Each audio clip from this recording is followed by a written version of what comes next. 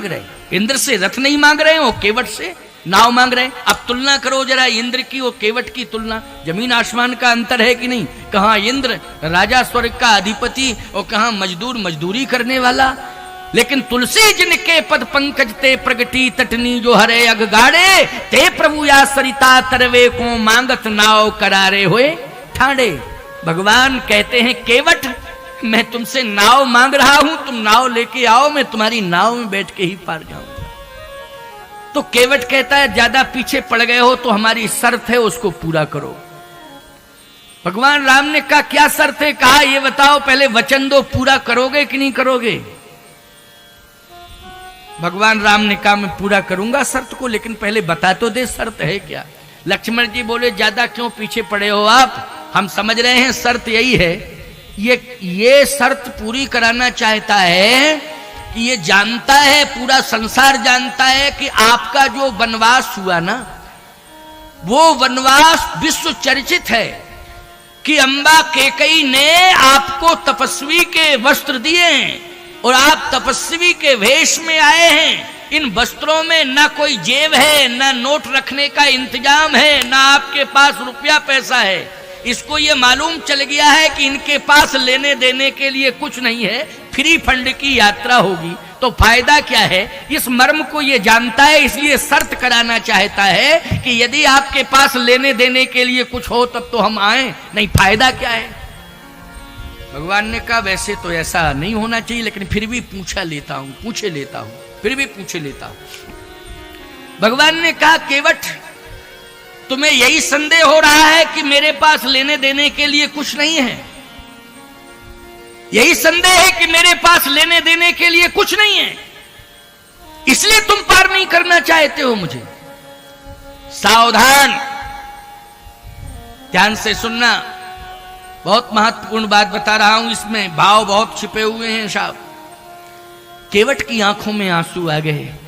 कहा सरकार आपके पास जो देने के लिए है संसार में किसी के पास नहीं। अरे तो क्या है, मेरे पास जो होगा मैं दे दूंगा। हाँ आपके पास है, मुझे रुपया पैसा नहीं चाहिए, फिर मुझे तो अपना कल्याण चाहिए। कल्याण? केवट कहता है रुपया पैसा से कल्याण नहीं होगा, इससे तो पेट भरता है। क्यों भाई रुपया पैसा होगा, धन संपत्ति जायदाद होगी, इससे आपके उदर की पूर्ति होगी, भरण पोषण आपका होगा।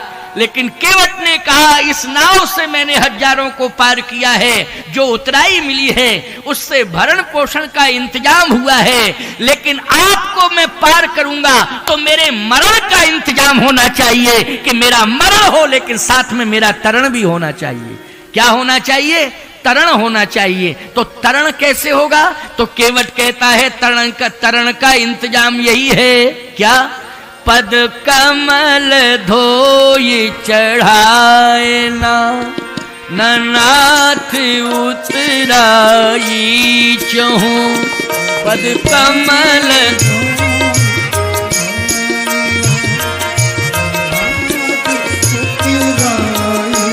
चहूं, पद कमल धोई चढ़ाए ना, नाथ उतराई चहूं।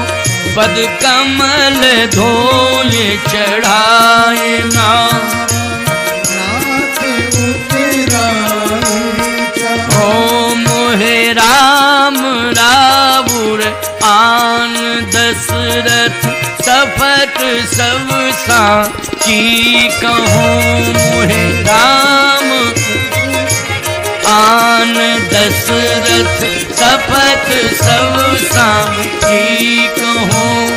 पद कमल धोई चढ़ाए ना, नाथ उतराई चहूं। पद कमल धोए चढ़ाए नाव, न नाथ उतराई चहूं। आपके चरण का चरणोदक चाहिए मुझे। अच्छा बोलो उद्धार किससे होगा? संपत्ति से होगा कि भगवान के चरणोदक से होगा? भगवान के चरणोदक से उद्धार होगा। इसलिए मुझे उद्धार चाहिए, आप अपने चरण का चरणोदक मुझे दीजिए। अगर आप चरणोदक दे सकते हो तब तो मैं आऊं, और यदि आप नहीं दे सकते हैं तो मैं नहीं आऊंगा। भगवान ने कहा यह श्रद्धा का विषय है, इसमें किसी प्रकार की हट नहीं करना चाहिए। क्यों भाई, चरणोदक लेना है तो यह श्रद्धा का विषय है कि नहीं? श्रद्धा पर डिपेंड करता है, ये करता है कि नहीं करता है? अगर तुम्हारे मन में भाव है, श्रद्धा है, तो चरणोदक ले लो। केवट कहता है, एक बार फिर कहो।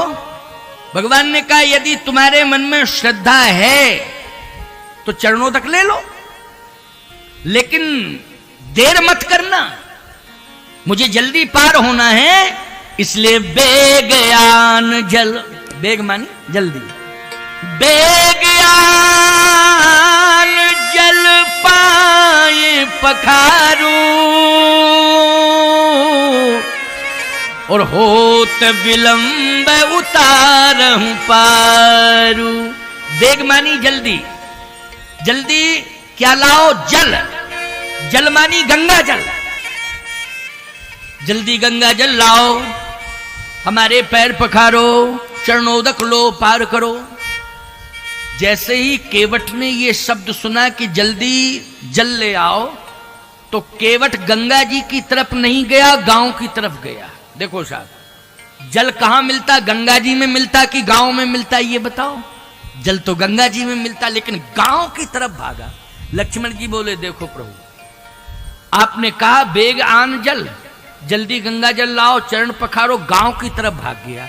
इसका मतलब है इसका मूड नहीं है पार करने का, आप पीछे पड़े, और इसका बिल्कुल मूड ही नहीं है आपको पार करे। और अगर यही कंडीशन बनी रही तो 14 साल तक यहीं खड़े रहोगे, हमारा अनुभव कह रहा है। और यदि आप मुझे आज्ञा दो तो ये क्या पूरा खानदान आ जाएगा और प्रार्थना करेगा जल्दी पार कर। देर वेर कुछ नहीं लगेगी, तुरंत ही आपको पार कर देगा। ये पूरा खानदान आकर के यहाँ प्रार्थना करेगा। लेकिन अब आप हैं, आपका स्वभाव है, क्या बतावें, आप मुझे यूज क्यों नहीं कर रहे?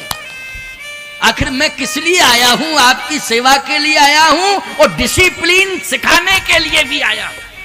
अनुशासन कैसे उसका अनुपालन किया जाता है ये मैं जानता हूं भैया। आपका आदेश मिल जाए तो अभी पूरा का पूरा परिवार आ जाएगा ही। भगवान ने कहा एक बात बताओ लक्ष्मण, तुम खड़े कहां हो? कहा घाट पर। ये भाषा घर की बोल रहे हो कि घाट की बोल रहे हो? तुम ये बताओ। ये भाषा घाट की नहीं है, ये भाषा है घर की। और घर की भाषा में और घाट की भाषा में बहुत अंतर होता है। बोलो होता है कि नहीं होता है? अच्छा तुम घर में चाहे जैसे बोलते रहो, लेकिन यदि घर से बाहर निकल गए हो दूसरे स्थान पर, कहीं किसी गांव में या बाहर, तो आपको संभल के बोलना पड़ेगा कि नहीं बोलना पड़ेगा? बोलो जल्दी। भाषा संभल के ही बोलो, देश काल परिस्थिति को देख के ही बोलना चाहिए, बिना विचारे कभी नहीं बोलना चाहिए। लक्ष्मण ये तुम्हारी बिना विचार की भाषा है कि पूरा खानदान आ जाएगा और 1 मिनट में अभी जो है सब पार कर देंगे आपको। आप मुझे आज्ञा तो दो, मुझे आदेश तो दो। नहीं नहीं नहीं, इस भाषा से काम नहीं चलेगा। लक्ष्मण अभी तुम शांत रहो। कहे वो तो चला गया है, अब पार कौन करेगा? कहे आएगा, पता नहीं कल आवे, परसों आवे, कब आवे, बरसों में आवे, तो इसके मूड की बात है। वो आप जिद कर चुके कि इसी की नाव में बैठ के पार जाऊंगा। भगवान बोले बरसों में नहीं आएगा, परसों भी नहीं आएगा, अभी अभी आएगा। आपका विश्वास बोल रहा, हाँ मेरा विश्वास कह रहा अभी अभी आएगा। और वास्तव में थोड़ी देर बाद एक बड़ा सा कठौता लिए चला आ रहा है। लक्ष्मण जी बोले ये नया आइटम क्या है? भगवान बोले आने तो दो पास में, तब पता लगे कि क्या है, अभी तो दूर से दिखाई दे रहा है। जैसे ही भगवान के सामने वो कठौता हाथ में लेके चला आ रहा था, भगवान के सामने रख दिया, उसमें भरा था पानी। लक्ष्मण जी बोले भैया मेरा दिमाग खराब हो गया। क्यों? गंगा जी समीप में, और ये गांव गया, गांव से पानी भर के लाया, गंगा के किनारे खड़ा है और गंगा के किनारे ही नाव चलाता है, यहीं रहता है।